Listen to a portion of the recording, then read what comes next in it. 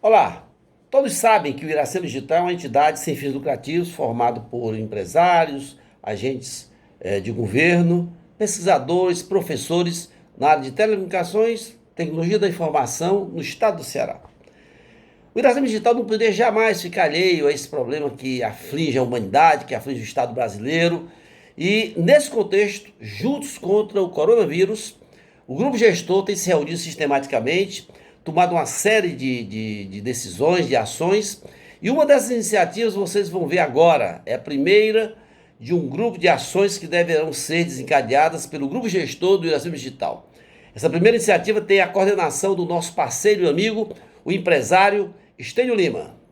Estamos iniciando aqui um bate-papo com convidados ilustres, convidados pelo Iracema Digital, para abordarmos toda essa situação que estamos vivendo, não só no estado, na cidade, mas no mundo, né? Para essa entrevista, a gente conta, esse bate-papo, melhor dizendo, contamos com o doutor Antônio Lima Neto, também conhecido como Tanta. É isso, Tanta? Obrigado. Prazer grande estar aqui com vocês. Tá ótimo. O Tanta é médico epidemiologista, pós-doutor em epidemiologia pela Universidade de Harvard, professor do curso de medicina da Universidade de Fortaleza, gerente da célula de vigilância epidemiológica da Secretaria Municipal de Saúde de Fortaleza. Então, é com ele que nós vamos conversar e ter algumas visões sobre o que está acontecendo hoje no mundo e na nossa cidade e no nosso estado. Também contamos aqui nesse bate-papo com o Ricardo Lieberman. Ricardo é presidente do Iracema Digital. Iracema é um grupo composto aí por cientistas, pela área acadêmica, pela área governamental e também pela área empresarial. Então, o Iracema tem como grande objetivo fazer a articulação desses elementos aí que estão envolvidos na sociedade para o desenvolvimento da ciência, tecnologia e da sociedade. Contamos também com o professor Cláudio Ricardo, que é presidente da City Nova, ex-secretário do Trabalho e Desenvolvimento Social da Prefeitura de Fortaleza e ex-reitor do Instituto Federal do Ceará. Então, assim, para a gente abrir essa nossa conversa, eu queria trazer aqui para o Tanta um pedido sobre uma visão do que está acontecendo, principalmente em relação ao comitê científico que dá apoio ao consórcio de governadores do Nordeste, né? Você é o nosso representante junto a esse comitê. Vimos uma entrevista do professor Nicoleles, que ele escolheu você a dedo para ser parte desse conselho. Então, a gente queria escutar de ti como é que este conselho vai atuar junto ao consórcio dos governadores, como foi a sua entrada e como é que o comitê pretende, então, desenvolver suas atividades, tanto para o Nordeste como todo no Ceará. Bem-vindo e muito obrigado. Eu que agradeço a oportunidade de estar aqui conversando um pouco com vocês, um prazer muito grande. Vou tentar sumarizar, até porque é uma iniciativa muito recente, e contar um pouquinho rápido da história do comitê, né? No início dessa epidemia, a gente veio acompanhando uma resposta inicial bem organizada e bem interessante de componentes do Ministério da Saúde, né? Pessoas ali dentro do Ministério da Saúde tinham... Ontem o ministro Mandetta foi demitido, mas anteriormente, ainda no começo, você tinha uma resposta nacional interessante, que eram pessoas, inclusive, advindas de outros momentos epidêmicos, então, que tinham bastante experiência, sobretudo o secretário de Vigilância e Saúde, e a gente estava muito, nós, como eu falo, nós, estados do Brasil, do Nordeste, capitais, etc., bem sintonizados com o que vinha sendo proposto, né, como resposta. E, mais ou menos, ainda no início dessa resposta, houve ali um descompasso entre o que era proposto pelo Ministério, que, na verdade, era uma expressão das sugestões e das recomendações da Organização Mundial de Saúde, da OMS, com o que o presidente da República resolveu que deveria fazer, né? E ali, naquele momento, houve um vácuo grande eu não diria de poder, mas esse descompasso gerou um desconforto e, sobretudo, uma insegurança para os estados em geral, e, em particular, falando aqui do Nordeste. Então, porque, ao mesmo tempo que o Ministério propunha uma série de questões, uma série de medidas, inclusive as restritivas de isolamento, que seguiam recomendações mundiais, o presidente, enfim, criava uma cortina de fumaça em relação à cloroquina, ou medicamentos, ou quebra de isolamento, o que quer que se fosse, e isso levou com que o consórcio como um todo chegasse à seguinte conclusão: nós precisamos ter um comitê de técnicos, cientistas, comitê científico, né, que possa nos subsidiar com as informações e com a evidência científica mais forte, para que todas as ações possam ter uma base poderosa, robusta, de informações com comprovação de estudos e investigações científicas de maior poder.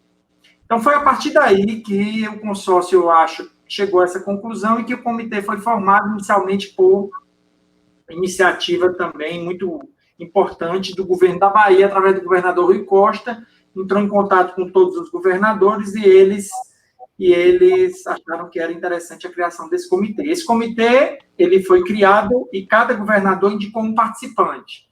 Né? Eu confesso a vocês que o meu perfil, ele não é exatamente o perfil da maioria dos participantes do comitê, porque a maioria dos participantes, eles têm um vínculo exclusivo com as universidades, ou eventualmente com o setor mais assistencial, enquanto que eu sou um pouco universidade, mas também estou no dia a dia, né? Então, eu estou no dia a dia da resposta epidemiológica. Então, quando o governador Camilo sugeriu meu nome, eu já conheço o grupo há algum tempo, né? Nós trabalhamos em alguns momentos, né, junto com a prefeitura municipal e o governador Roberto Claudio, o governador Camilo. Então, eles me indicaram e eu comecei a participar desse consórcio.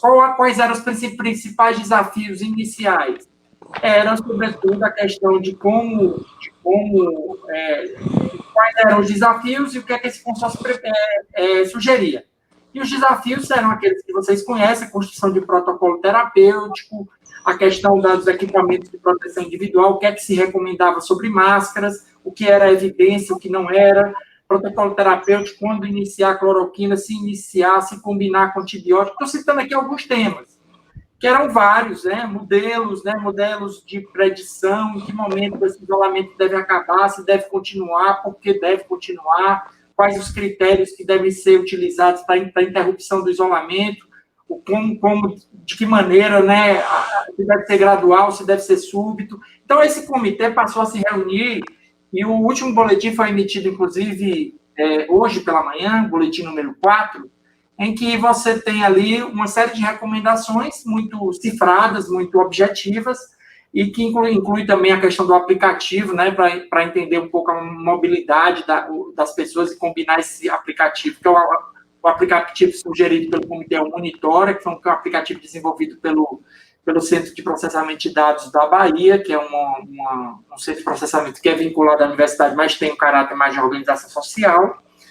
que chama Monitora 19. Então, esse comitê ele surgiu como um comitê que também não se furtaria à discussão de aspectos relacionados a impactos, né, socioeconômico, de como esse comitê poderia sugerir que, ao término, ou mesmo ao longo dessa epidemia, você criasse mecanismos, às vezes locais, regionais, de impulsionamento posterior de iniciativas de economia criativa, etc., que pudessem um pouco atenuar e mitigar o impacto que está tendo, sobretudo sobre as populações e pessoas mais vulneráveis e precarizadas no âmbito do trabalho. Então, foi mais ou menos a ideia desse comitê. Eu acho que surgiu nesse momento de crise, em que algumas das medidas estavam sendo tomadas muito à revelia da ciência.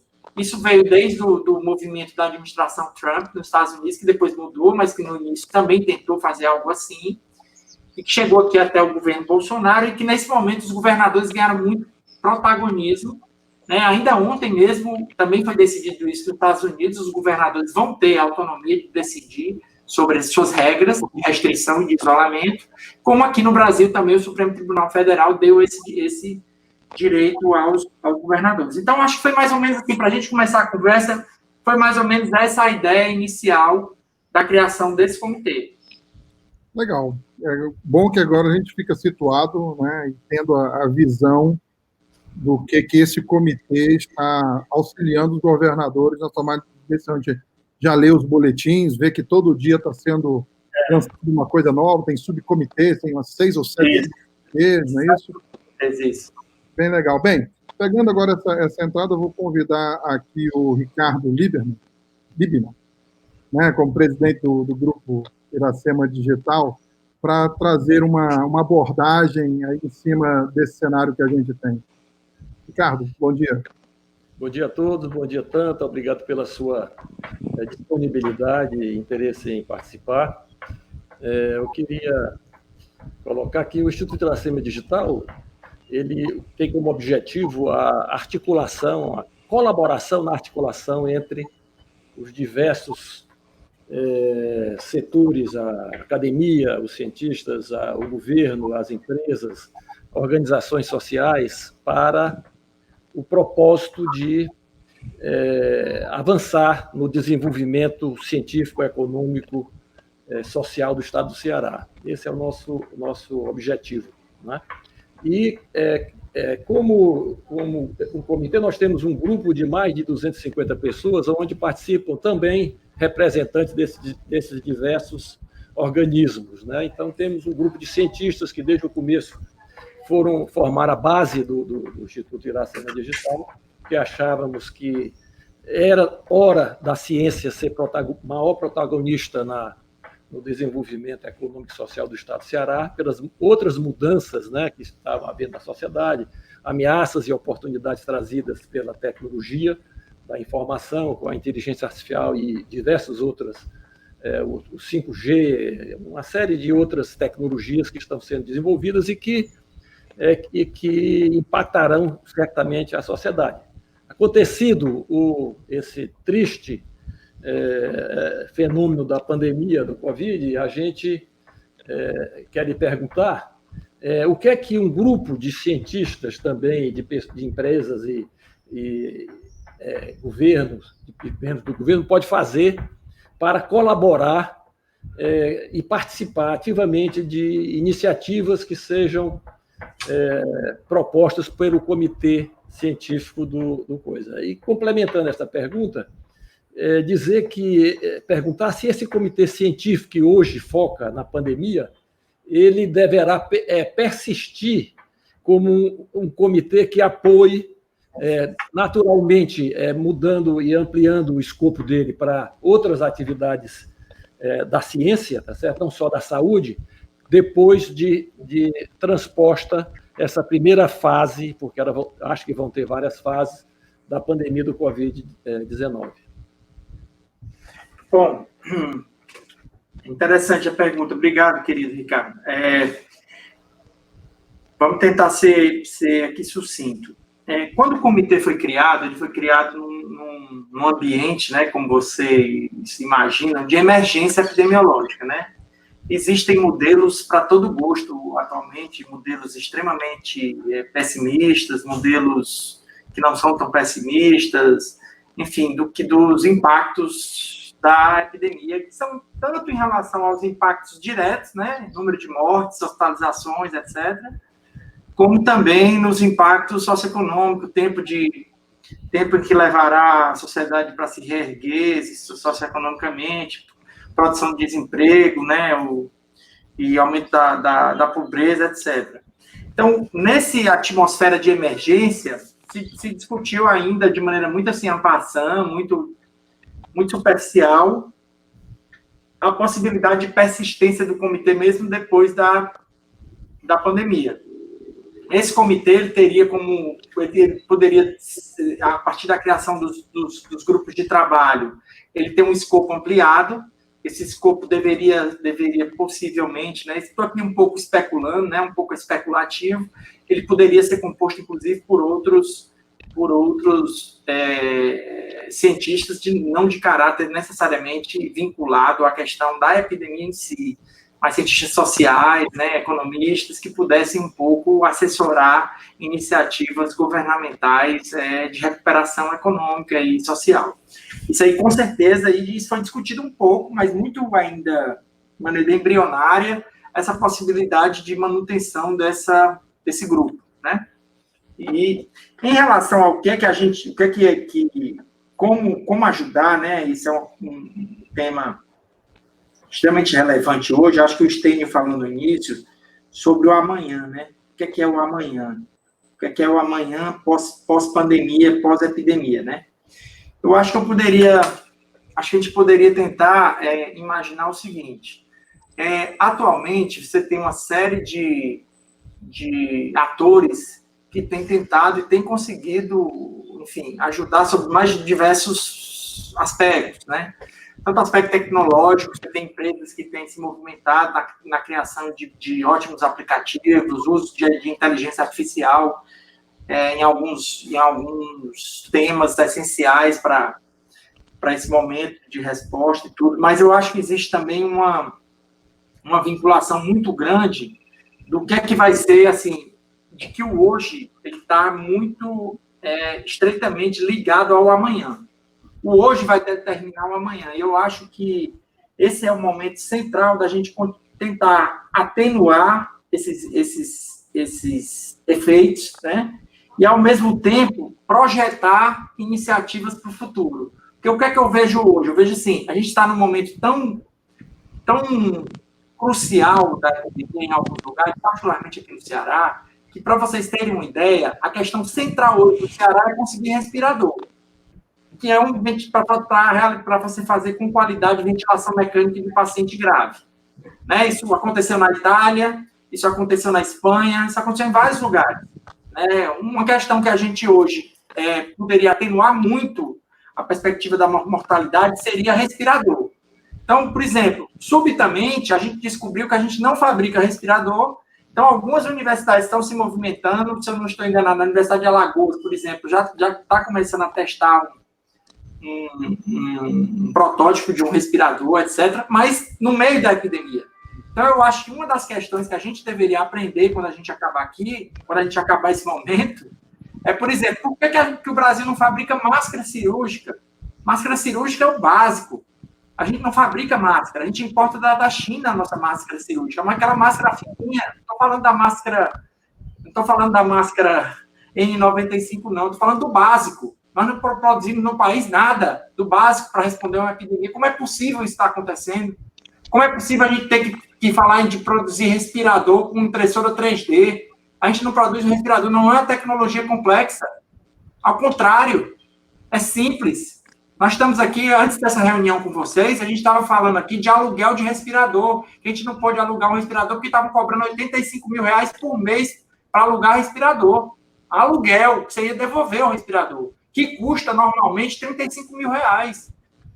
Então, assim, tem coisas que a epidemia desnuda, e eu acho que também tem desnudado no que se refere ao nosso modelo produtivo, o nosso modelo de saúde pública também. Né? A epidemiologia acentua muita coisa, a epidemia acentua a desigualdade. Né? Na apresentação que eu ia fazer para vocês iam ver que mesmo que o Meireles, a Aldeota e os bairros ricos de Fortaleza concentrem 70%, 80% dos casos, eles não concentram nem 30% das mortes. As mortes ainda continuam acontecendo, as mortes que aconteceram até agora, a grande maioria já são dos bairros pobres.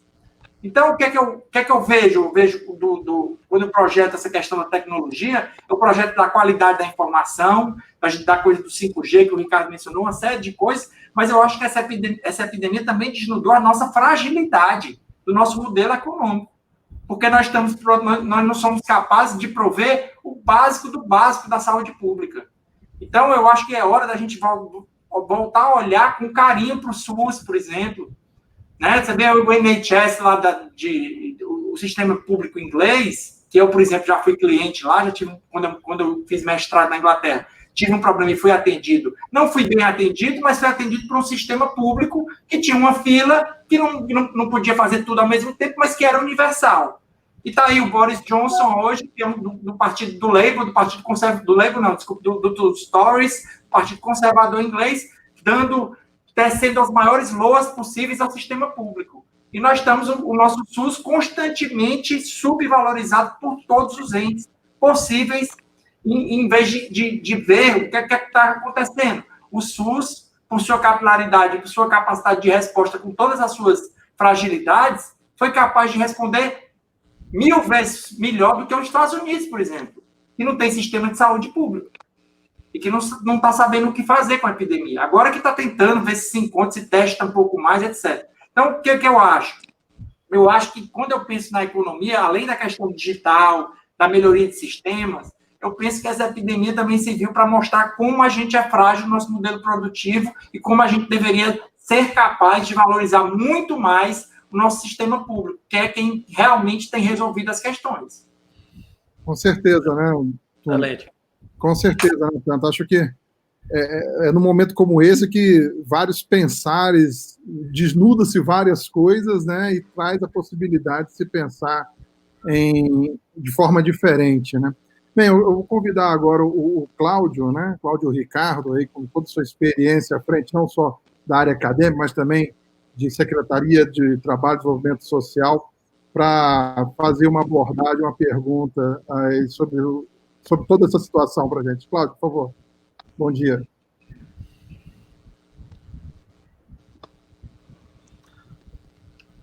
Bom dia, olá, Tanta, como vai? Eu queria inicialmente parabenizá-lo pela escolha como representante aí do Ceará nesse comitê. É motivo de muito orgulho para nós, né, visualizar a forma como o cientista do quilate, do Miguel Nicoleles, avalia aí a participação do nosso representante cearense, os elogios que o professor Nicoleles tem lhe feito, e também registrar, né, com satisfação que a Prefeitura de Fortaleza tem quadros muito qualificados, né? Então o setor público tem dado respostas muito importantes aí nesta pandemia. E ela, de fato, como você avalia, ela revela muitas fragilidades. Uma epidemia deste porte, que é considerada uma verdadeira guerra contra o inimigo invisível, ela revela muitas fragilidades da sociedade como um todo. E a minha pergunta vai exatamente nessa direção. Como é que você avalia, não é, a questão da desigualdade, que é muito pronunciada no Brasil? Fortaleza não foge desta regra, é uma cidade muito apartada, terceira maior demandante do programa Bolsa Família. Eu tive a oportunidade de ser gestor da assistência social e conhecer de perto a enorme fragilidade e a desigualdade social, não é? E eu queria que você fizesse um panorama, e a gente especula que a coisa pode ser muito crítica quando a doença se espalhar pelas periferias das grandes cidades, não é? E são coisas muito novas que a gente ainda não sabe o efeito disso, não é? Na questão sanitária muito precária na periferia, de água tratada, de esgoto, de amontoado de pessoas vivendo em espaços muito pequenos. Qual é a sua avaliação?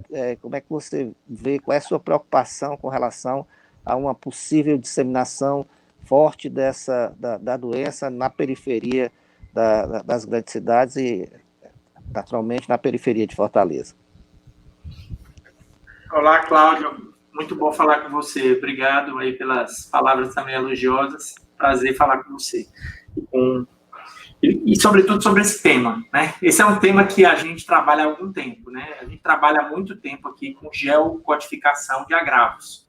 Então, a gente tem trabalhado, por exemplo, ao longo de anos, por exemplo, com a dinâmica de dispersão dos homicídios em Fortaleza, que é muito particular. Trabalhamos, inclusive, com a Universidade de Harvard sobre isso.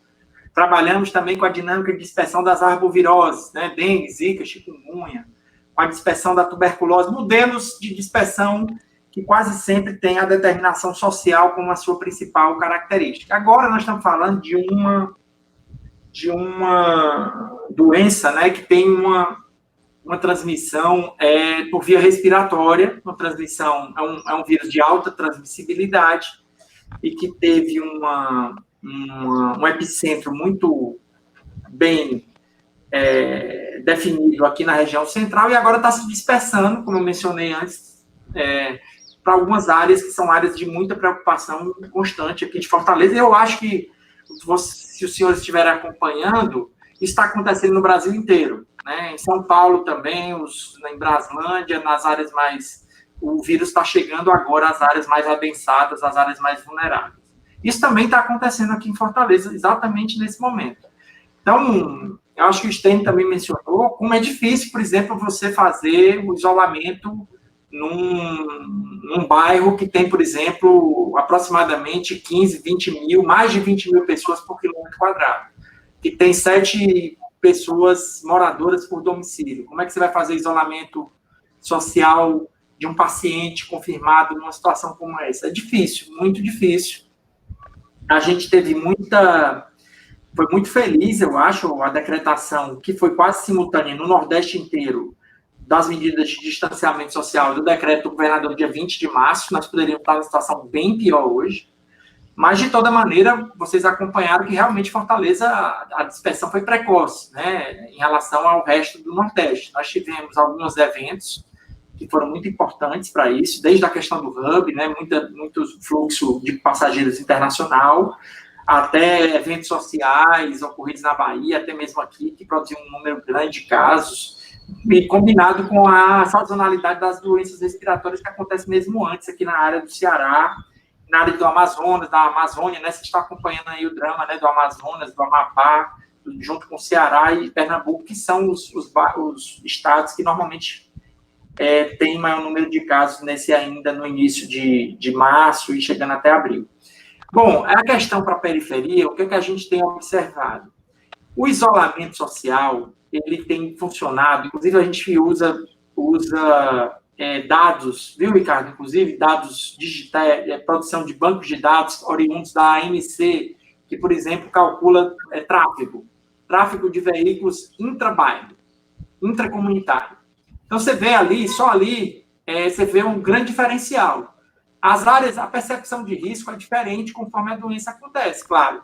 Então, por exemplo, a redução do volume de tráfego nos bairros da Regional 2, sobretudo Aldeota, Meireles, quem sofreu primeiro, chegou a 80%, 85%.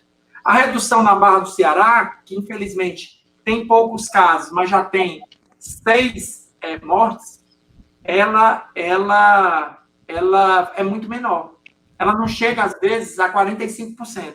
Então, qual é a questão? Você pode passar pelas grandes vias, por exemplo, vias como a Leste-Oeste, as vias que passam nas franjas dos bairros, as grandes vias, a sua percepção é de que o isolamento está funcionando de maneira homogênea na cidade, mas não está.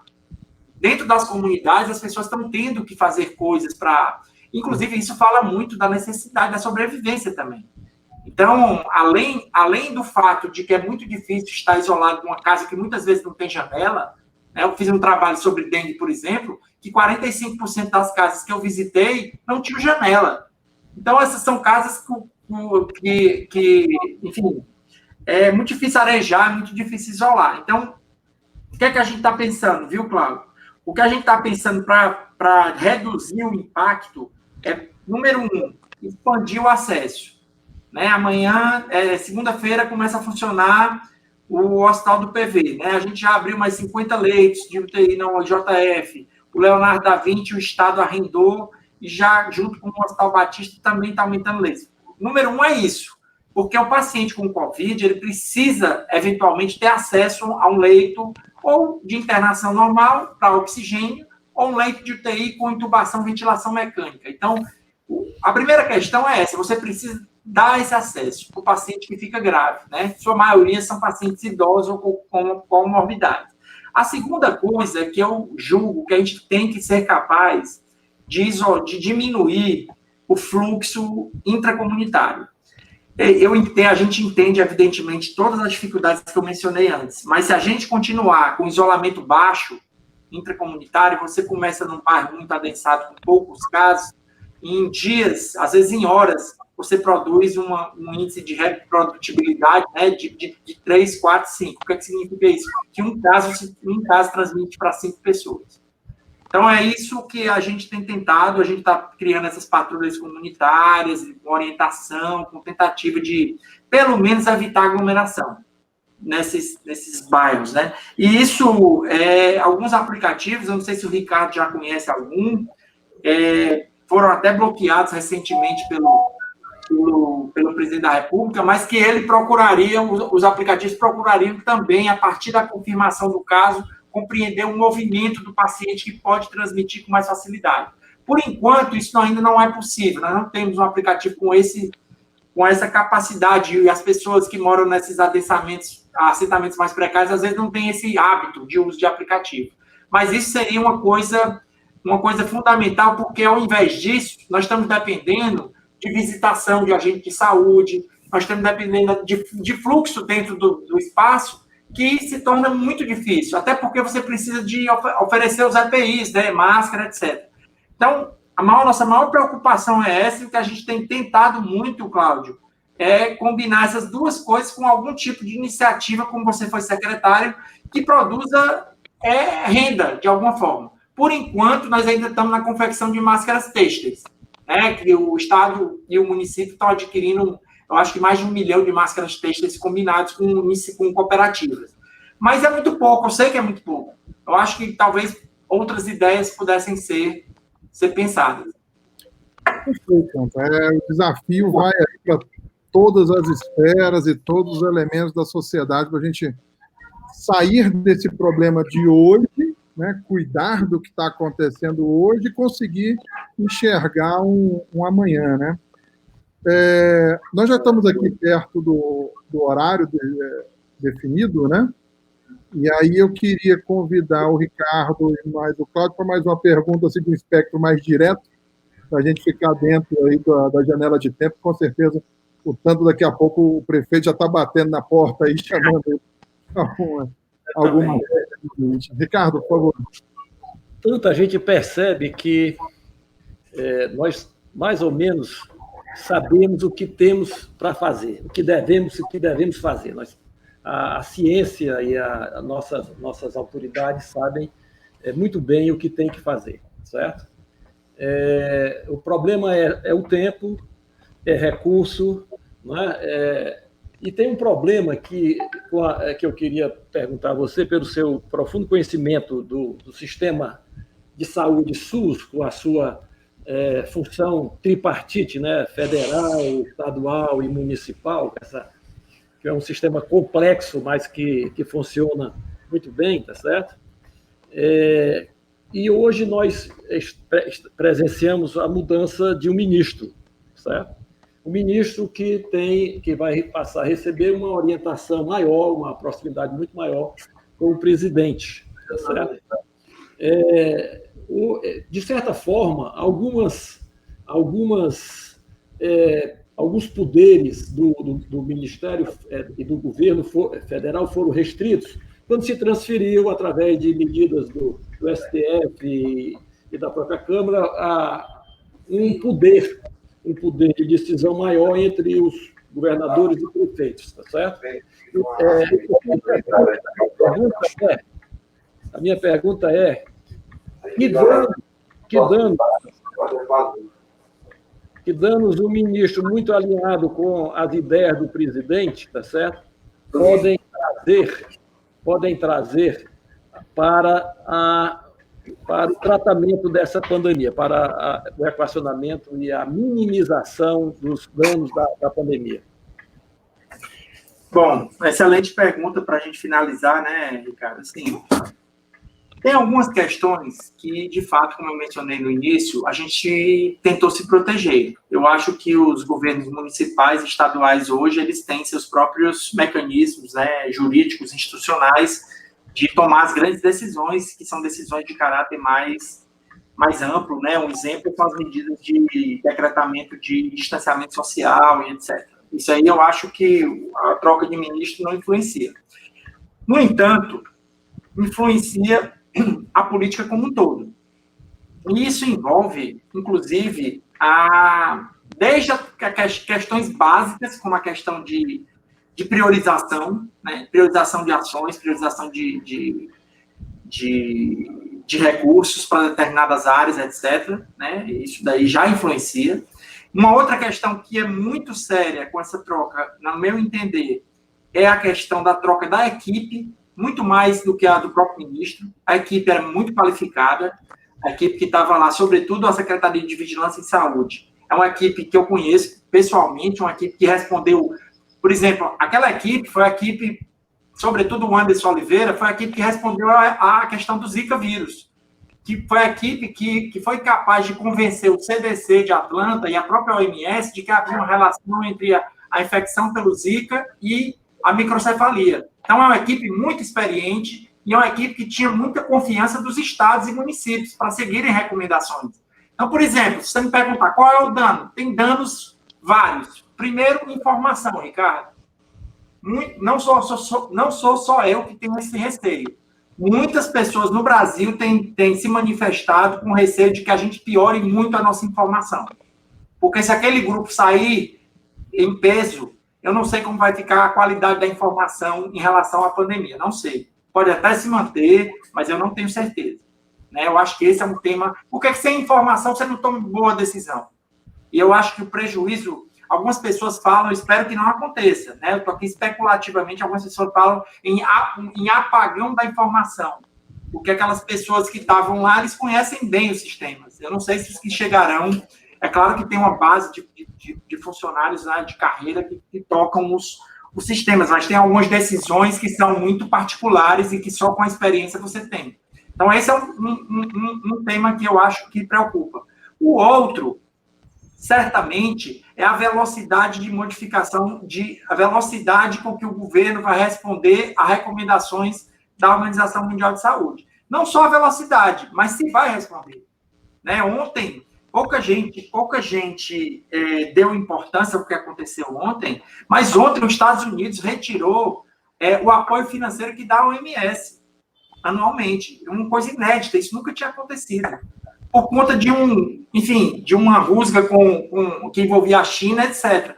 Então, tem coisas que estão acontecendo, que estão passando despercebidas, mas são muito graves nesse momento de resposta a uma pandemia.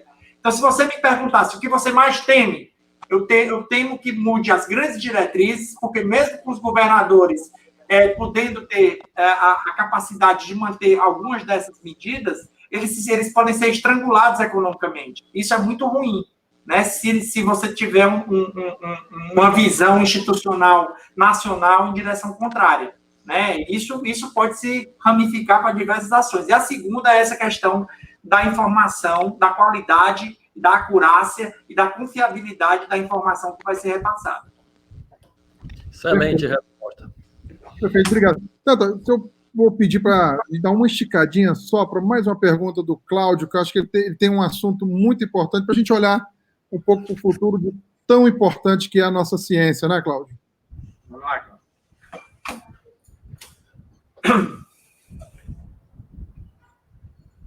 Possivelmente perdemos aqui a conexão, mas a pergunta de Cláudio, eu tenho aqui anotado, é o seguinte, como é que você vê o Ceará sobre a ótica de se consolidar um centro ou um ambiente tecnológico de saúde pós essa pandemia? Cláudio, eu estou passando a sua pergunta porque seu sinal caiu, tá bom? Então, eu estou fazendo uma pergunta para o Tanta sobre como é que, passada essa pandemia, né, a possibilidade do Ceará se consolidar como um centro tecnológico de saúde, levando em consideração que nós já temos aí uma Fiocruz, nós temos um polo de saúde bastante desenvolvido na região. Bom, excelente pergunta para a gente finalizar. Eu não sei se vocês viram ontem, o estado do Ceará está entre os 3 estados que têm maior transparência, né, de informação. Alô? Em relação ao Covid. Alô? Estamos Tá escutando? Sim. Posso continuar? Pode continuar. Então, ontem saiu o ranking da transparência, né? O Ceará está entre os 3 estados, em alguns rankings, inclusive em primeiro lugar de transparência de dados.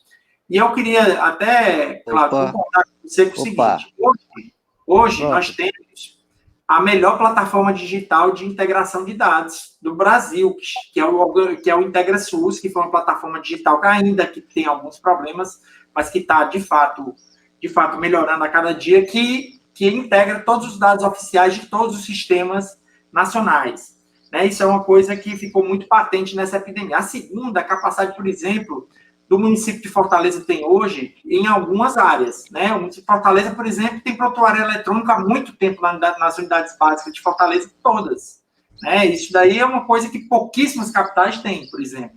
E, da mesma maneira, nós temos um sistema de monitoramento online de dados epidemiológicos que já foi apresentado em vários lugares do Brasil e do mundo. Foi apresentado recentemente, há 5 meses atrás, foi apresentado em Washington, na Organização Pan-Americana de Saúde, como um dos melhores sistemas de monitoramento de dengue e arboviroses conhecidos nas Américas.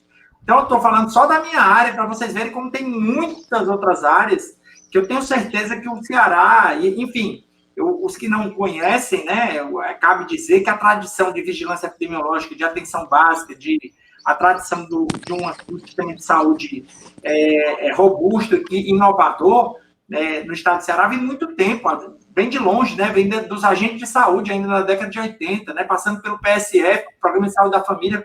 São programas que foram criados e pilotados, né, experimentados aqui no Ceará, né? Então, acho que a tradição é uma tradição longa e que hoje se reflete, se expressa muito na qualidade dos sistemas de informação.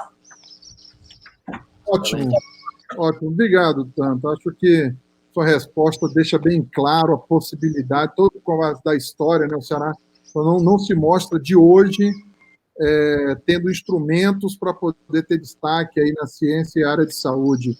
Esperamos que, após esse movimento todo emergencial, a gente consiga sair daí emergindo com a ciência efetivamente sentada ao lado dos decisores e não mais escanteados ou guardadas somente dentro dos seus laboratórios, né? Mas ajudando os governadores, prefeitos, né, todas as esferas a tomarem as decisões, não só pelo aspecto de necessidade preeminente, mas sim para decisões de longo prazo, né?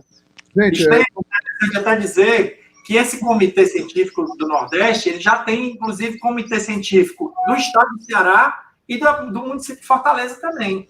Olha aí. Então, a expressão ela já não é só do Nordeste, né? O governador Camilo também tem um comitê de expertos, assim como o próprio prefeito Roberto Cláudio. Então, é uma tentativa da gente se aproximar. Ciência e gestão.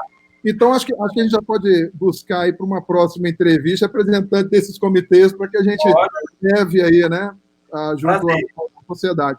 Portanto, mais uma vez, muito obrigado pelo seu tempo. Sabemos aí da pressão que você está, né? Vou deixar agora para o Ricardo e para o Cláudio se despedirem de você, mas já fica aqui meu grande abraço e muito obrigado. Agradeço. Ambos, eu e o Cláudio, somos iniciadores do Instituto Iracema Digital e ficamos, falo por mim, depois o Cláudio vai colocar também, muito agradecidos pela sua disponibilidade, pela excelência dos seus posicionamentos e das suas respostas, tá certo? E isso nos inspira a continuar nesse esforço de articulação e colaboração com o governo, empresa e academia. E agora agradeço que da gente possa se encontrar muitas outras vezes. Claro que sim. Em todos os lugares vamos nos encontrar. Estênio, eu consigo... voltou um pouco agora? Voltou minha conexão, eu consigo fazer uma fala final aí? Isso, agora, fala final, por favor. Alô? Alô? Estamos te ouvindo. Pode falar. Bom, uma das coisas também que se desmistifica, Tanta, nessa pandemia, é o papel do setor público, não é? Aos neoliberais de plantão, aos que acham que a mão invisível do capital resolve tudo, esse tempo de pandemia mostrou a importância do Estado. Nessa hora, como disse até o Nixon lá na crise dos anos 70, somos todos keynesianos. Né? Então ficou muito evidente também a importância que tem o servidor público nesse momento, que sempre é tão vilipendiado aí pela mídia. E eu queria aproveitar esses instantes finais para destacar o papel, a importância, a dedicação dos profissionais de saúde nesse momento, né? Eu vi aqui depoimentos de pessoas que se recuperaram até pelo carinho como foram recebidas nos hospitais, não obstante a enorme dificuldade que a gente sabe que está tendo com o material, com o estresse das pessoas. Então, fica aqui esse registro da importância do poder público para a sociedade e a importância do servidor público, a sua dedicação. Portanto, eu queria parabenizar aqui nesse momento final a todos os servidores da saúde que têm se dedicado de forma assim abnegada em todo esse processo. Entre eles o médico, eu tenho um filho médico, sei da importância disso, né? Os médicos, os enfermeiros, os fisioterapeutas e todos os profissionais de saúde de maneira geral. Opa! Obrigado. Pessoal, queria antes também só agradecer muito o convite, dizer para vocês que eu adorei esse bate-papo aqui, foi muito legal, assim, inclusive comecei a pensar em coisas que eu nem tinha pensado, só porque vocês provocaram. Eu queria muito agradecer e dizer que foi um papo entre amigos, foi muito, muito legal, e estou disponível para depois, outras horas, a gente aprofundar uns temas e tentar encontrar algumas soluções mais inovadoras para algumas questões tão antigas. Tá bom? Muito obrigado. Bom trabalho. Força. Tchau.